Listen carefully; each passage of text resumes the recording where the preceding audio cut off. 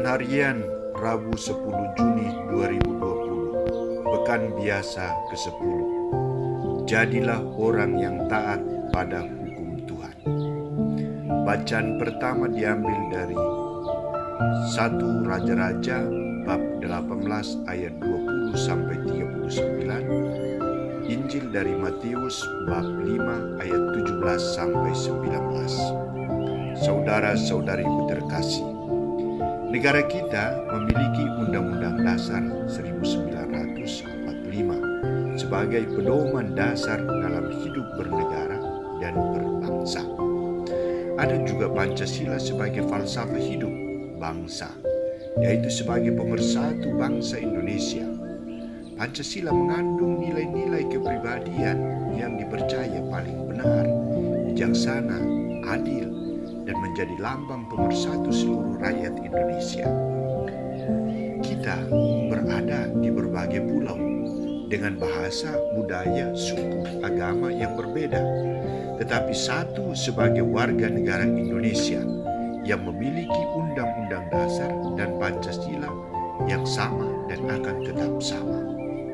Saudara-saudariku terkasih, rencana keselamatan Allah yang ditawarkan dan mau diwujudkan dalam hidup manusia sudah disampaikan Allah kepada manusia melalui utusannya dalam hal ini para nabi sendiri. Misalnya, perjanjian antara Allah dan manusia yang ditulis dalam 2 loh batu dan disampaikan oleh Nabi Musa kepada seluruh umat Israel untuk ditaati dan dijadikan sebagai pedoman hidup. Firman yang disampaikan oleh Allah melalui para nabi termasuk Musa adalah firman yang sah, tidak salah, tidak palsu, dan tetap mengandung kebenaran ilahi. Dan firman ini diakui, dihidupi, dan dilaksanakan oleh Yesus dalam karya berutusan di dunia. Karena itu, Yesus menegaskan dalam khotbah di bukit secara khusus kepada para muridnya bahwa Dia tidak mengubah satu kata pun dari firman yang menjadi hukum yang wajib ditaati dan dihidupi, atau satu kata pun dari ajaran iman itu harus dipegang teguh dalam hidup. Yesus bahkan datang untuk meluruskan dan menyempurnakannya dengan cara yang baru, praktek baru dari hukum Taurat, sehingga manusia dapat memahami dan mengerti betapa besar cinta Allah akan hidup manusia. Saudara-saudariku, Yesus menyadari juga bahwa betapa pentingnya nilai hukum itu dalam hubungan Allah dengan manusia dan hubungan manusia dengan manusia. Maka secara tegas pula Ia menunjukkan efek atau akibat dari orang yang tidak taat dan orang yang taat pada hukum itu. Siapa yang menyimpang dari hukum Taurat patut mendapat hukuman. Ia tidak berarti di mata Tuhan dan sesama.